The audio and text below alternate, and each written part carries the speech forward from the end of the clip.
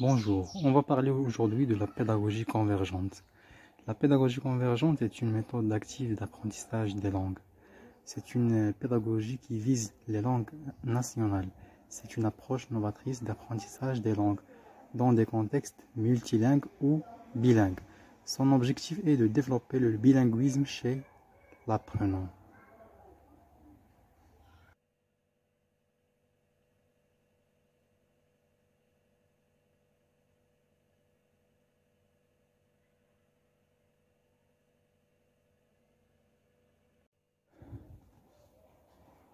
Bonjour, dans cette séance, on va parler du projet pédagogique ou la pédagogie de projet.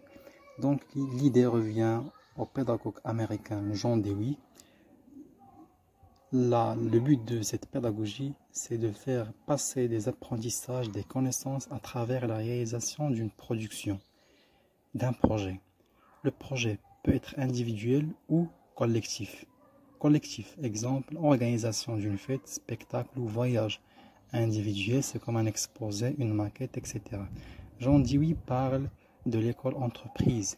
Cette pédagogie dépasse les limites existantes entre les matières, ce qui permet à l'élève d'acquérir des connaissances nouvelles. Les avantages de la pédagogie de projet, c'est qu'elle rend l'élève l'axe principal de l'opération enseignement-apprentissage. Elle rend l'apprentissage concret à travers ou par le biais des projets. Il relie les matières entre elles. Également, il permet donc de promouvoir les valeurs comme l'entraide, la coopération, la tolérance, etc.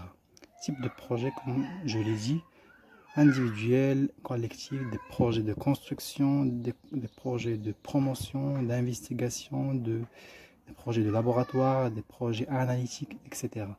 Le rôle du professeur dans cette pédagogie dite de projet, c'est un encadrant, c'est lui qui motive ses élèves, il les aide à choisir les projets, il donne la rétroaction, c'est-à-dire la rétroaction. Bonjour, dans cette séance, on va parler de la pédagogie de l'erreur avec quelqu'un comme Gaston Bachelard.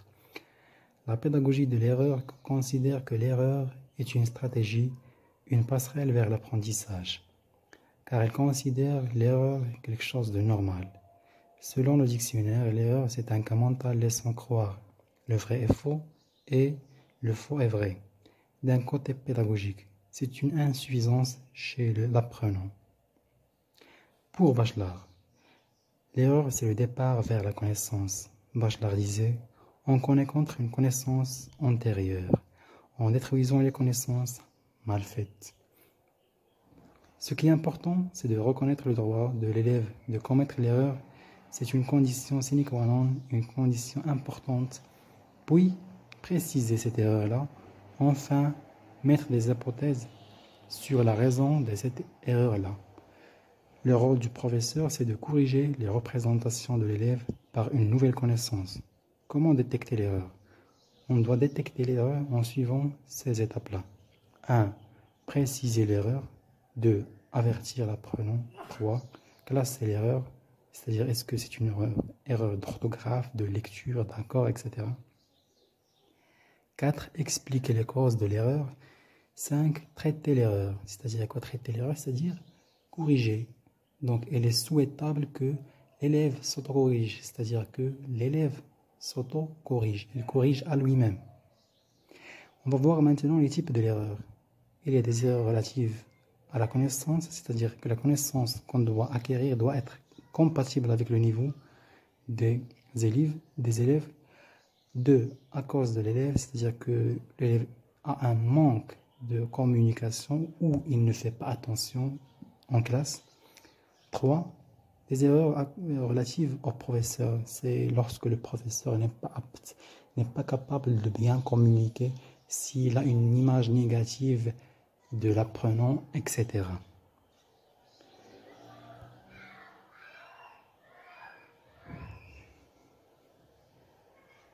On résume. La pédagogie de l'erreur, c'est une pédagogie qui part du constat que l'erreur, c'est une stratégie qu'on doit utiliser, dont on doit profiter pour faire le départ vers le savoir et vers la connaissance, et vers bien évidemment l'apprentissage.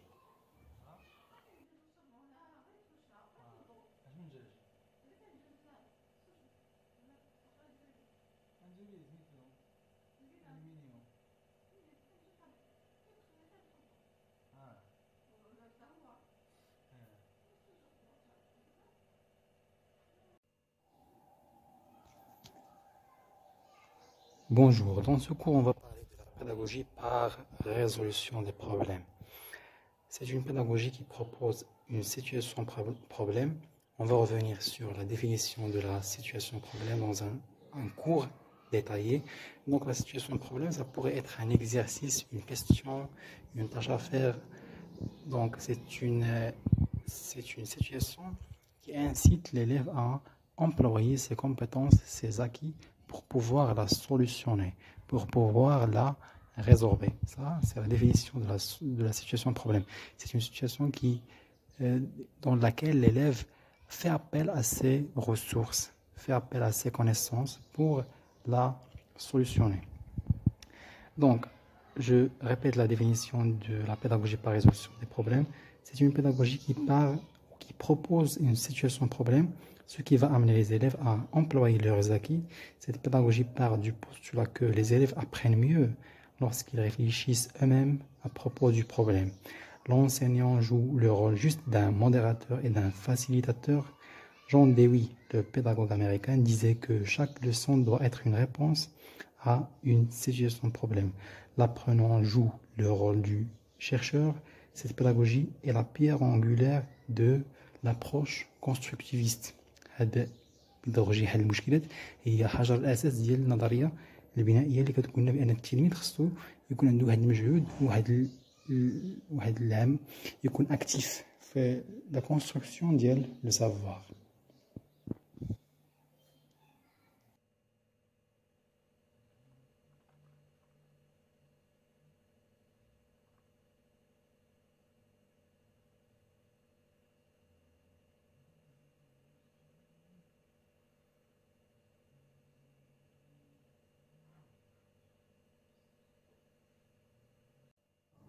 Bonjour, aujourd'hui on va voir le contrat pédagogique.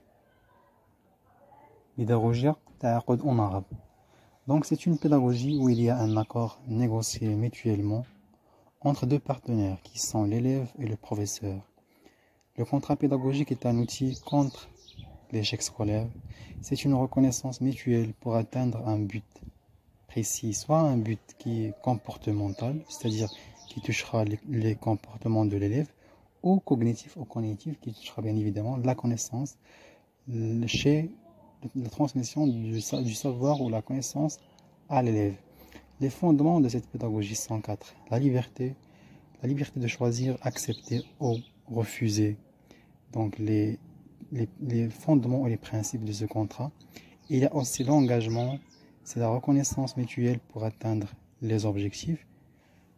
Et 3, c'est la négociation, c'est-à-dire je dois négocier en tant que prof et en tant qu'élève les articles du contrat.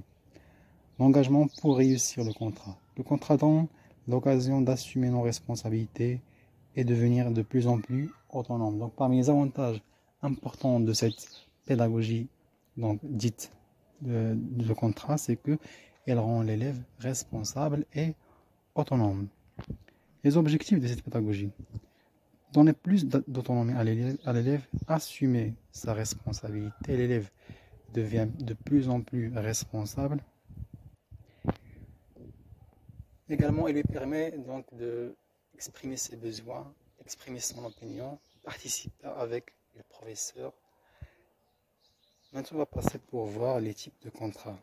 Donc nous avons des contrats selon les buts, selon le contexte, selon les partenaires. Donc ça c'est pas important à vrai dire. La pédagogie de contrat, c'est une technique de la pédagogie différenciée. C'est-à-dire que moi en tant que professeur, je dois faire un contrat avec un élève. Par exemple, j'ai un élève qui est têtu dans ma classe pour l'aider à changer ce comportement négatif là. Je dois adopter avec lui la pédagogie, le contrat pédagogique qu'il y ait une sorte de pédagogie différenciée parce que je traite individuellement cet élève-là par rapport aux autres élèves. Bonjour. Dans ce cours, on va parler de la pédagogie différenciée ou la différenciation pédagogique. Cette notion est développée par le français Louis Le Grand. Louis Le Grand dit qu'on ne peut pas enseigner d'une façon commune à tous les élèves. Cette pédagogie s'inspire de la pédagogie de la maîtrise de Benjamin Bloom, qui a élaboré sa célèbre taxonomie qu'on va voir par la suite. Donc cette pédagogie différenciée s'inspire de la pédagogie de la maîtrise, pédagogie en arabe, la pédagogie de la maîtrise de Benjamin Bloom, qui traite les élèves selon leurs besoins. Cette pédagogie part d'un constat que dans une classe, un prof de français ou d'arabe ou de la physique, etc., un prof d'une telle ou telle matière doit enseigner à des élèves ayant des capacités, des modes d'apprentissage très différents. Son rôle est de donner une réponse à cette hétérogénéité, à cette différence entre ces élèves-là. Louis Le Grand, définit cette pédagogie comme une façon qui aide les élèves ayant des capacités différentes et qui appartiennent à la même classe d'aboutir au même résultat et au même but. Cette pédagogie est une révolution contre les inégalités et l'échec scolaire. Selon Alina Pelzemski, c'est une pédagogue, il y a 3 sortes de différences entre les élèves: cognitives ou cognitives, psychologiques et socioculturelles. On va voir maintenant c'est quoi les différences cognitives. C'est le degré d'acquisition du savoir, c'est-à-dire que le degré d'acquisition du savoir chez l'élève A est différent de l'élève B. La deuxième différence, c'est la différence qui se rapporte au côté socioculturel, c'est-à-dire tout ce qui se rapporte aux valeurs, aux dogmes, aux croyances. C'est-à-dire qu'un élève qui habite dans une campagne, ce n'est pas le même élève qui habite dans une ville.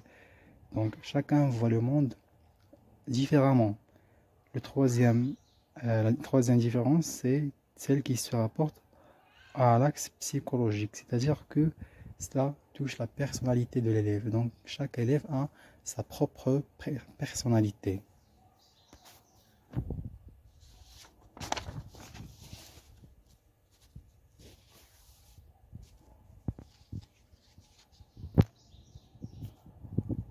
Les caractéristiques de la pédagogie différenciée.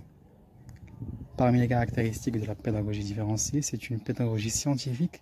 C'est-à-dire quoi scientifique? C'est-à-dire qui vient après avoir fait une évaluation pour voir les lacunes et les défaillances chez les élèves.